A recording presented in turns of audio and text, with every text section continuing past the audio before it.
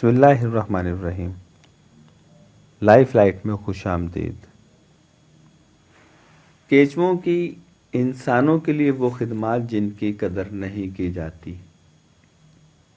کیچوے یا ارتھ فارم پرندوں، چھچھوندروں، بجوؤں، لومڑیوں اور کئی بڑے کیڑوں کی غذا بنتے ہیں، مگر ہم میں سے شاید ہی کوئی ان کی وسیع تر اہمیت سے واقف ہو۔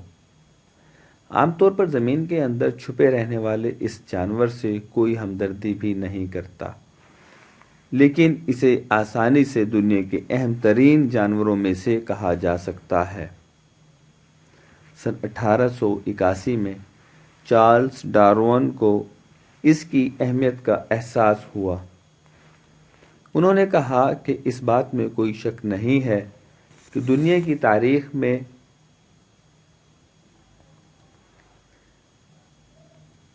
اس سادہ سی مخلوق سے زیادہ اہم کردار کسی اور جانور نے ادا کیا ہو۔ گزرے زمانے میں مصریوں نے جب دیکھا کہ یہ دریائے نیل میں سیلاب کے بعد زرخیز مٹی زمین تک لایا کرتے تو انہوں نے انہیں کمتر خدا کہنا شروع کر دیا۔ حقیقت یہ ہے کہ کیچوؤں کے بغیر مٹی ویسی نہ ہوتی جیسا کہ ہم دیکھنے کے عادی ہیں۔ مٹی کے بغیر زراعت ممکن نہ ہو پاتی۔ کیچووں کو ماحولیاتی انجینئر تصور کیا جاتا ہے۔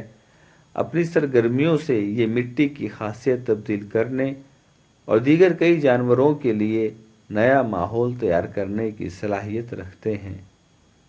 اس طرح یہ انسانوں سمیت دیگر جانوروں کے لیے وہ سہولیات فراہم کرتے ہیں جن کی معاشرہ قدر نہیں کرتا۔ مٹی کی ساخت بہتر بناتے ہیں۔ آئیں کچھ مثالیں دیکھتے ہیں۔ اپنی رہائش کے لیے گھروندے بنا کر یہ مٹی کی ساخت بہتر بناتے ہیں۔ نامیاتی مواد کو اپنی خوراک بنا کر یہ خوردبینی جرثوموں کا کام آسان کرتے ہیں، اور جب وہ اسے خوراک بناتے ہیں تو پودوں کے لیے غذائی اجزاء پیدا ہوتے ہیں۔ پودے بھی وہاں زیادہ اچھی طرح اگتے ہیں جہاں زیر زمین کیچووں کی برادریاں پھل پھول رہی ہوتی ہیں اور متوازن ہوتی ہیں۔ اسی طرح جہاں کیچوے ہوں وہاں فصلیں بھی اچھی ہوتی ہیں۔ حال ہی میں سائنسدانوں کی جانب سے جریدے سائنس میں ایک تحقیقی مقالہ شائع کیا گیا ہے جس میں دنیا بھر میں کیچووں کی موجودگی کا جائزہ لیا گیا ہے۔ یہ تحقیق دنیا بھر سے 140 محققین نے انجام دی، جس میں 7,000 سے زائد مقامات سے کیچووں کے ڈیٹا اور ماحولیاتی ڈیٹا کا جائزہ لیا گیا۔ یہ تحقیق براعظم انٹارکٹیکا کو چھوڑ کر تمام براعظموں کے کل 57 ممالک میں کی گئی۔ اس سے قبل ان جانوروں کے متعلق کبھی بھی اس قدر بڑے پیمانے پر ڈیٹا جمع کرنا اور اس کا تجزیہ کرنا ممکن نہیں ہو سکا ہے۔ اس لیے یہ تحقیق اب تک کیچووں کی عالمی موجودگی پر کی گئی سب سے بڑی تحقیق ہے، اور اس سے حاصل ہونے والے نتائج کافی حیران کن ہیں۔ سب سے پہلے تو اس تحقیق میں پایا گیا کہ کیچووں کی عالمی تقسیم زمین پر رہنے والے جانوروں سے بالکل الٹ ہے۔ ان کا حیاتیاتی تنوع اور ان کی کثرت معتدل علاقوں میں گرم علاقوں کی بنسبت زیادہ ہے۔ اس دریافت سے ہم ماحولیاتی بقا کی پالیسیوں میں تبدیلی پر بھی سوچنے پر مجبور ہوں گے۔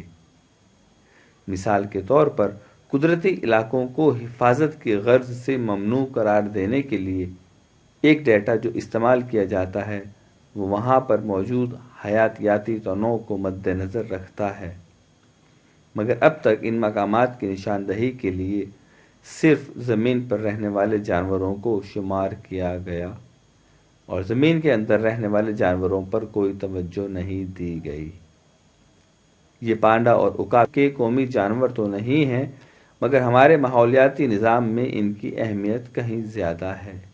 یہ وقت ہے کہ حیاتیاتی تحفظ کی پالیسیوں میں انہیں اور مٹی میں رہنے والی دیگر مخلوقات کو بھی شامل کیا جائے تاکہ حیاتیاتی تنوع کو زیادہ بہتر انداز میں بچایا جا سکے۔